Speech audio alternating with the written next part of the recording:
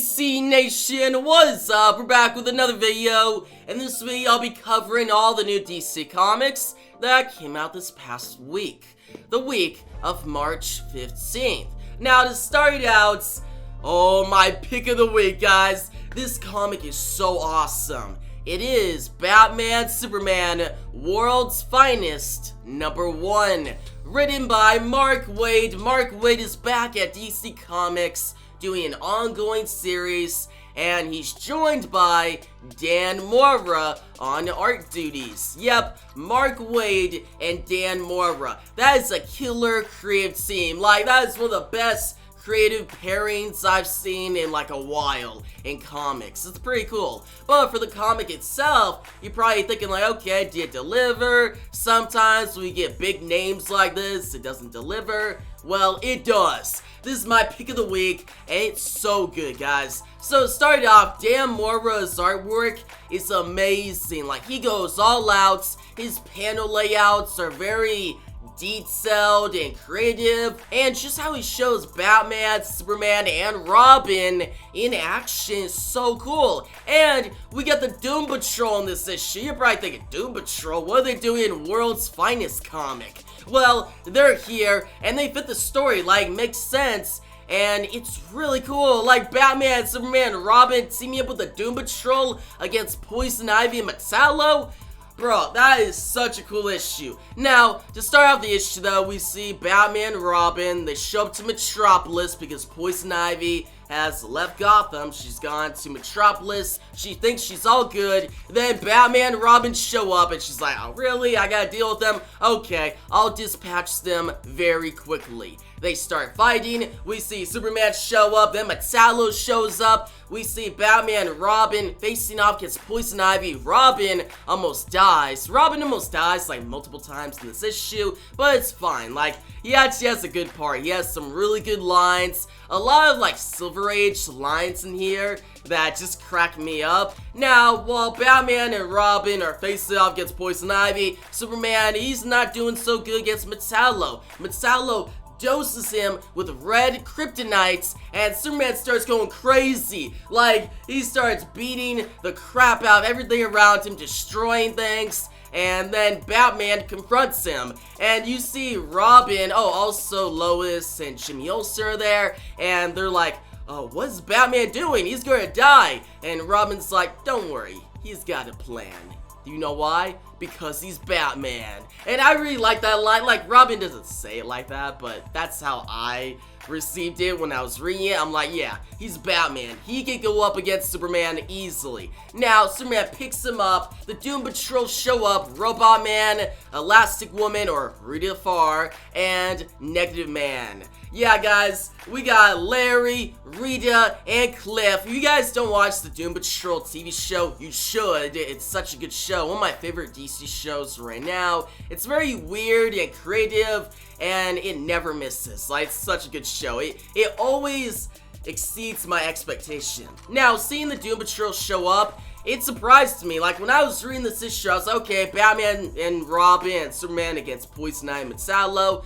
Alright, not bad. We got some villains lurking in the background. It's just a classic comic book team-up, and I like that. But when the Doom Patrol showed up, it made the issue a whole lot better. Because seeing Negative Man, or Larry, release Negative Man, and it attacks Superman, and get Superman to get knocked out. Because basically Negative Man can embody red solar energy, and it doesn't make Superman powerful here. It just like basically just knocks him out, puts him asleep, and that gives Batman, Robin, and the Doom Patrol a chance to get Superman away from Metropolis so he doesn't wreck anything else.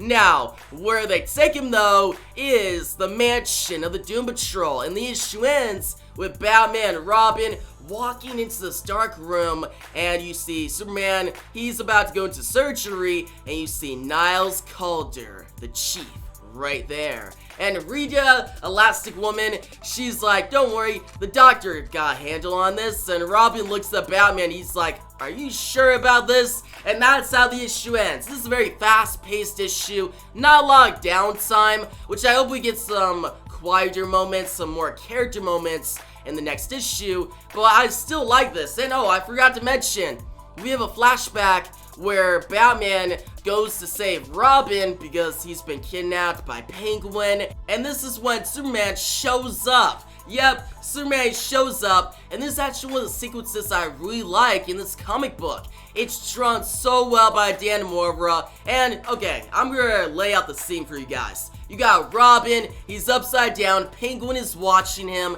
and Penguin has these henchmen that are from the antimatter universe of Quard, and they have the power to weaponize the lightning. So, you probably guess, okay, if Batman just swung in there, he could beat Penguin, but is he gonna beat these freaking henchmen from the antimatter universe of Quard? Like, no, they're too powerful. So Superman, he shows up, and you see everything crumbling around the area, the building, because these henchmen are just like throwing lightning bolts, and Superman, he starts recovering everything. He stops the building from falling down, and you see Dan Morra make multiple, I wouldn't say silhouettes, but character of Superman, just him flying back and forth, and Dan Morra makes the sequence feel very fast-paced, and it feels like you're actually in the scene, and it's like it's animated. That's how good the artwork is. Like, if you got Dan Morra's artwork and you put it in an animated show, it would match. Like, everything would flow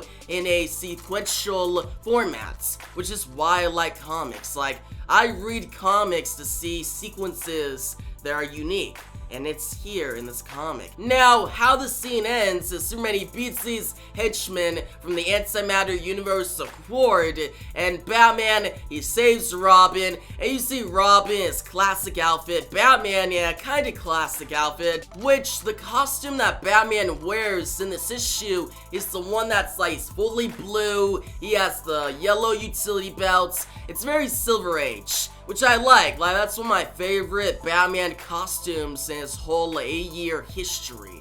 It just looks so cool. But yeah, guys, I hope I have sold you on this comic book. Like, you gotta pick it up at your local comic book shop. If you like Batman, Superman, Robin, the Doom Patrol, Poison Ivy, Metallo, Penguin, if you just like DC Comics, then this is the comic for you. Like, this is the best, world's finest comic book that has been at DC in so long. So yeah, I highly recommend it. Next up on our list, we got Nightwing, number 90. This is Get Grayson, Act 3.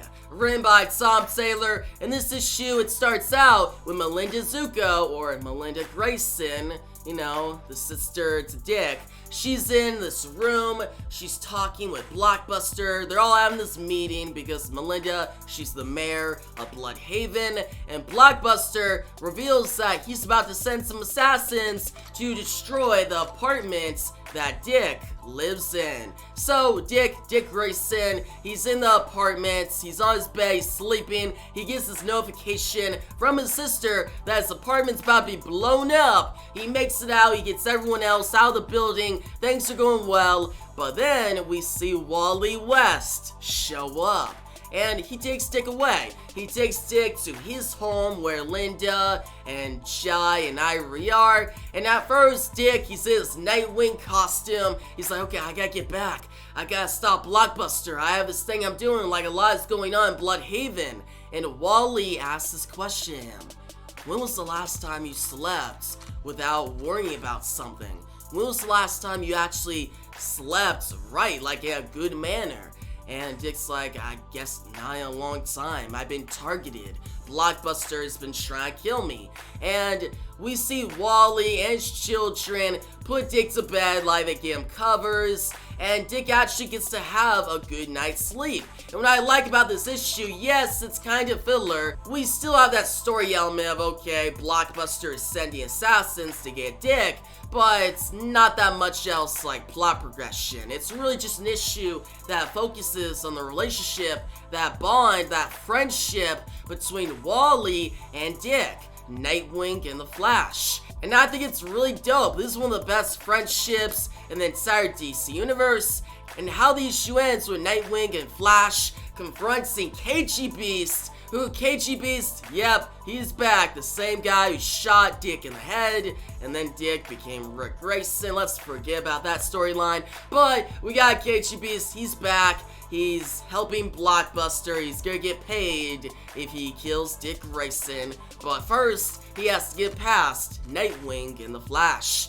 And that's how this issue ends. Next issue will continue this Flash and Nightwing team up. And guys, I'm excited. This is a good issue. You've been enjoying Tom Taylor's run. I think you'll like this issue. Now, I do think that it's taking a while to get to some big moments in this run.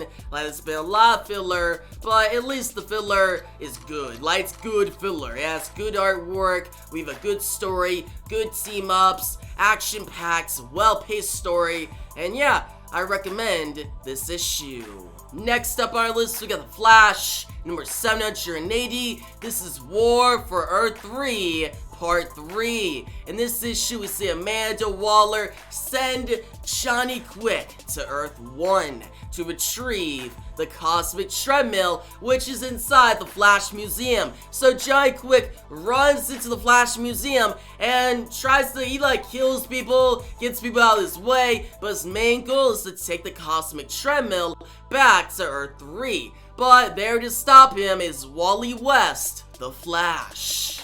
Now, to backtrack a little bit, in the beginning of the issue, we see Wally and his children return from Gem World after defeating Eclipso, and they just reunite with Linda. It's all nice, Wally's busy, and they take stops to the Flash Museum. But something Linda is struggling with is she now has powers. Yep, last issue The Flash ended with Linda running out of the house and revealing that she has speedster powers just like the rest of the West family. And she tries to tell Wally, but each chance she gets, he has something else to do. And he even has a line that's this issue like, oh, I don't need some big reveal to distract me right now, I'm really busy. And Linda's like, okay, I'll wait.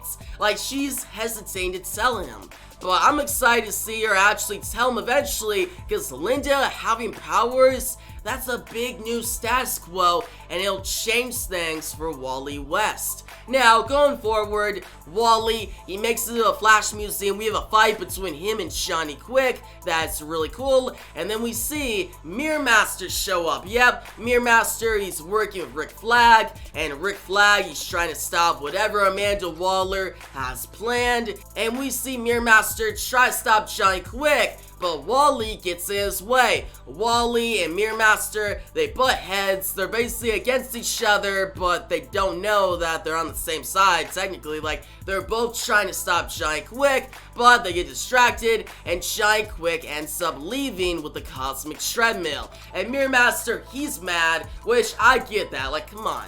You're Mirror Master, you show up, you almost defeat Johnny Quick, carry out what you're supposed to do, but then the Flash shows up and screws it up. And Wally, he's just doing what he thinks is right, but he doesn't know the whole situation that's going down on Earth 3. The issue ends with Wally deciding that he might need help, and that help is gonna be the Teen Titans. So, next issue, we're gonna get the Teen Titans involved, because this is the Teen Titans Academy, the Flash, and Suicide Squad crossover. And yeah, I'm really enjoying this crossover. It's well paced, there's a lot of action, there's some good character moments, the artwork is phenomenal, and yeah, it's a very good story. Like, things are starting to heat up now. Like, we're getting to a very interesting part in the story, and I'm excited to see what comes next. So yeah, The Flash, number 780, I highly recommend this issue. Now, next up on our list, we got Batman, The Knights, number 3. Written by Chip Zdarsky, art by Carmine. I'm gonna say it, Carmine's artwork is so good. Like, guys, the artwork in this issue is so well done. How the shadows are put in the story to emphasize how a character is feeling. Like, you see Bruce go through this transition, this issue of him maybe not being ready to go out on this journey, maybe not be ready to travel the world and learn from every master that he'll encounter to become the Batman. Now, aside from the great artwork by Carmine, we got Chip Zdarsky doing a great job on the writing side. In this issue, we see Ducard, Henry Ducard. He shows up and he tries to take down the Foundling. The Foundling, he's the main villain of this first story arc in this 10-issue maxi series, and basically this Foundling character, he is causing trouble for orphans. He's doing bad things, and Bruce sees this as, okay, I need to stop him. My whole goal is to prevent what happened to me from happening to someone else. So it's really cool. I really like delving into Bruce's mindset about his war on crime and how he's trying to learn from all these masters. You got Lucy, who's this cat burglar. That's where he learns about cat burgling and thieves. That's where he learns that skill. But then you also got Henry Ducard, which teaches Bruce his detective side. You see Bruce actually using forensics and actually trying to figure out different things, piecing together investigations, and it's super interesting. And another thing I like is even though Henry Ducard is not straight up teaching Bruce, like, he actually thinks that Bruce should go back home, and we actually find out the reason Henry Ducard is in London is because Alfred sent him. He sent Henry Ducard to find Bruce because Bruce just left on his own. And you see Bruce like, I should have told Alfred, I feel bad. And by the end of the issue, Bruce sends a call to Alfred that, I'm not gonna be gone forever. I'm just going on a journey. You've helped me my entire life, but it's time that I help myself. And I'm gonna be traveling the world, learning from different people. But I'll be back. I'll be back in Gotham eventually. And Alfred gets this call. The issue ends with Alfred getting the call, and you see how sad Alfred is. Like, Alfred was supposed to protect Bruce, and he has, but now he has to accept the fact that Bruce, he needs to go on his own journey. He needs to carve his own path. And I really like this series, guys. Like, we've never had a maxi series like this that explores the time where Bruce travels the world and learns from all these different people. We've never had that. We've had flashbacks in the main Batman title, but an actual series showing that, no. So to see it now, it's so awesome. So yeah, guys, if you like that side of Batman's history, Bruce learning from all these masters and learning all the skills he'll need to become Batman, if you like a well-paced story, a well-written comic book, then I highly recommend Batman The Knights #3. Next up our list, we got I Am Batman #7, written by John Ridley, art by Christian Deuce. In this issue, we see Jace Fox Batman in New York, and we get the setup for this new villain, Man Ray. He's gonna be a big villain for Jace Fox's Batman, and saying we get some good action sequences where Jace, he goes down the street, fights against some thugs, and this is where Christian Deuce really delivers awesome artwork. Like, we get some good panel layouts, like really good panel layouts for action. I really like it. And yeah, just seeing Jace Fox in action and seeing this new villain get set up in a really good manner. Like, you set up a little bit last issue, but this issue really sets it up well. By the end of the issue, we see Jace, he confronts Man Ray. Man Ray, he reveals himself in the splash image, the final image in the comic, and he looks dope. Like, he looks like a cool villain. I'm excited to see where this story goes. Now that Jace Fox Batman has left Gotham and he's in New York, I think his characters got a lot more unique. Like, we're getting a more interesting story. Having the New York setting makes it better, and now we might actually get some great new villains. So yeah, guys, you've been enjoying the Jace Fox Batman, you've been enjoying this I Am Batman series, then I highly recommend this issue. Next up our list, we got two new comics, Detective Comics 1056 and 1057. This is The Tower, part 10 and 11, and this story is actually starting to get good. Now, this is Shadows of the Bat, this crossover that's been going on in the Detective Comics for the past, like, 10 to 11 weeks straight. And this story, it started out pretty boring. Like, it's not been good for like the past like 9 issues. It's been very boring, not that much happening. Some good twists and turns along the way with like Psycho Pirates showing up. And in the previous issue with Scarecrow showing up at the end, that didn't get me excited. Because I was like, okay, this is basically just a Fear State epilogue. And I didn't really enjoy Fear States. But these 2 issues went a long way to actually get me invested in the story. Now, is this overall crossover good? No, but it might actually end on strong notes. Like, I'm actually excited to see how this ends. In these 2 issues, you see Scarecrow take over Arkham Tower, and you see Batwoman, Tim Drake, Robin, Stephanie Brown, Huntress trying to stop all the chaos inside the tower and save as many people as they can. That's cool. But what we also got is the arrival of the Batman. Guys, Batman, he's back in Gotham City. Oracle, she's surprised to see him here. And how Batman shows up is so epic. Like, it is so dope. You see some, not Psycho Pirate. Psycho Pirate, he talks with Nakano's wife, which we'll get to what happens with Nakano's wife soon. But we see Scarecrow, he pushes Nightwing out of like a window at the top of Arkham Tower to his death. And you're thinking, oh, is Nightwing gonna die? Me, when I was reading, I'm like, no, he's not gonna die. Someone's gonna save him. But I thought it was gonna be like Batwoman or Cassandra Cain, Batgirl, which, by the way, Cassandra Cain, she gets some great moments in these 2 issues, great action sequences, but it's none of the Bat family that have been in the story so far. It's Batman. Batman swings in and on his like bat plane. Yep, he gets out of this bat plane. He saves Nightwing. He alerts Oracle. And then in Detective Comics 1057, the story continues. And we get this epic double page spread of Batman jumping out in the sky through the window into the Arkham Tower, and he's like, it's time to save the tower. I think it's something like that, some line like that, but seeing Batman just arrive, it raised the stakes for the story so much more. It got me way more invested, more hyped, and then we get multiple pages of Batman just taking out the party crashers, him going through Arkham Tower, trying to find Scarecrow, and all these images look so cool. We also see him take down like Penguin's goons, and yeah, the artists for these 2 issues, they knock it out of the park. Like, they deliver some awesome images of Batman in action.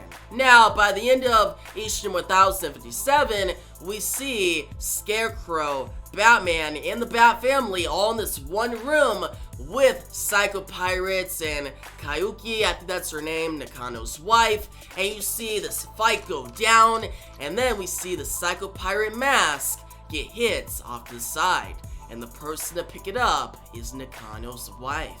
This whole story is really starting to center around Nakano's wife, how she fears everything, but she puts on that Psycho Pirate's mask, and her fear goes away. It's time that this event, this Arkham Tower, this whole chaos that's been going down, ends. And that's how the issue ends, the penultimate issue of this crossover, and I'm excited to see how the story ends. Like, Nakano's wife has actually got some good development. Psycho Pirate, I wish he's gotten some better like moments, and if he's written better, I hope he is in the final issue. His character is a missed opportunity in the story. Yes, he controlled all the inmates and he had purpose, but he doesn't really get some cool moments at all. The characters that get cool moments are Huntress, Batwoman, Tim Drake, Scarecrow, and especially Batman himself. So yeah guys, if you've been enjoying this crossover, then definitely pick up these issues. But if you haven't, like me, then I'll recommend these 2 because the story actually starts to get good. So yeah guys, these 2 issues of Detective Comics 1056 and 1057, I recommend you go pick them up at your local comic book shop. Next up our list, we got Future State Gotham, number 11, and this issue we see Jason Todd, Red Hood, Jace Fox Batman, Mother Panic, and Harley Quinn try to protect Tobias Well from the next Joker. The next Joker now has control of all these magistrate bots, these huge robots, and we get some action this issue. a little bit of plot progression, some good interactions between Red Hood and the next Batman, but really it starts to get exciting at the end of the issue. Because at the end of the issue, you see Mother Panic, Harley Quinn, they're surrounded by the next Joker, they're about to die, and then we see Red Hood show up on his motorcycle that turns into like a bat's armor. Yep, he has armor now. That's pretty cool. But what's even better is the final splash image where Jace Fox Batman, he shows up and he's in this bat armor. It's a Batman armored suit, and it's so dope. Like the final image of Jace Fox Batman ready to go. He's about to fight the next Joker, who's a monster. Like, he is very horrific. It's gonna get pretty hype, guys. So yeah, guys, if you've been enjoying the series, I highly recommend you pick up this issue. Next up on our list, we got the Joker, number 13, and this issue, it starts getting wild. Like, this issue is very wild. We see Vengeance, the daughter of Bane. She shows up to the farm and the whole estate's the Samson family. If you remember, the Samson family, they have Joker hostage. And the thing with the Samson family is they're cannibals. Like, they're about to eat Joker. Like, they have a chef in their diner and they're about to cook Joker because of what he's done. But they don't get to do that because Vengeance shows up and she makes her presence known. This entire issue is just Vengeance going through the Samson estates and killing every single person. You got this one character, Buddy, who tries to attack her and she punches his head clean off. Like, one punch takes his head off, kills him, and from there, she kills everyone else, catches up to the Joker, and now she holds him. And she's about to kill him as well, but then we see Gordon and Bane show up. And guys, this moment I got hyped. It's the final image in the issue. Bane puts his hand on Vengeance's shoulder, and he says, "It's time, daughter, that we talk. It's time to end this." And I'm like, alright, so let's go. Finally, we are getting plot progression, and we're actually maybe get a good ending. And guys, I know some of you probably thinking, okay, is the next issue the final issue? Because this is supposed to be a 14-issue series. Nope, it was just announced that this series is getting one more issue. The series will end on issue number 15, so we got 2 more issues, guys. 2 more issues for James Tynion to wrap up the story, so I'm just hoping for a good ending. Now that Bane, Vengeance, Joker, Gordon, they're all in the same place on the Samson Estates, it should get pretty good. So yeah, if you've read up to this point, then I recommend you check out this issue. Now, moving on to the final new DC comic that came out this past week, we got Justice League number 74. Written by Brian Michael Bendis, this is the final issue that Bendis will be on. This ends the Bendis era of Justice League. And I'm totally fine with it. Like, Bendis, he did a horrible job on this series. Like, he did not do a good job. I did not enjoy this run at all. Like, we didn't really get good stories of the Justice League. It was very boring. And this final issue is not that good. It ends with Black Adam being like, oh, this is an age of heroes. It's so generic. Yes, we get some good character moments with Black Adam, and some of the artwork looks really good. Like, the artwork in these final few issues was been really good. Like, really amazing artwork, but it just doesn't hold up the issue. The writing is not good at all. And I know Bendis can write some good stories, like Batman Universe, a really good Batman story. He did some good stuff on Marvel, like I don't think it's Spectacular Spider-Man, but Ultimate Spider-Man. He did a great job there. But for some reason, Bendis, I feel like he's lost his touch. Like, his good stories, his good writing is in the past. Like, his run on Superman and Action Comics, and now on Justice League, it was bad. Like, especially this run on Justice League, just so boring. And now I'm just ready for the next issue. And the next issue, Justice League number 75, it'll be the death of the Justice League. It'll end this Justice League series, and I'm excited for that. Like, that is gonna be an awesome issue. Joshua Williamson's been hyping it up. The Justice League go to the end of the multiverse to face off against the Dark Army, which has Darkseid, Necron, Calypso, all these DC villains. This could be hype. That sounds like a good story. Not what Bendis has been doing this entire time. So yeah, Justice League number 74. If you've been enjoying Bendis' run, then yeah, check it out. But if you're like me and you haven't been enjoying it, I'm not gonna recommend this to you at all. Now guys, that's gonna wrap up all the new DC comics for this week. But we're not ending this video yet. It's time for a back haul pull. And guys, you see it, I got a Superman shirt on, so we're doing a Superman story. And for this week, I got for you guys All-Star Superman. Written by Grant Morrison, art by Frank Quietly, and this is one of the best DC stories of all time. In my opinion. They made a movie out of it, an anime movie. That was good, I like that movie. But for the story itself, it's even better. Like, the synopsis for the story, very simple synopsis, is that Superman, he gets poisoned by sun rays on a rescue mission, and he's pondering his future. And we see in the very first issue that he reveals his identity to Lois. Like, one of my favorite moments in the story is at the end of the issue. Let me go to it real quickly. You see him hanging out with Lois, and they just got groceries, and then Clark, he's with Lois, and reveals to Lois that he's Superman. It's a very iconic moment when Lois drops the groceries, how shocked she is. Like, when I was reading this, I'm like, man, this is really cool, it's written so well, and you got some crazy moments in the story, like Grant Morrison.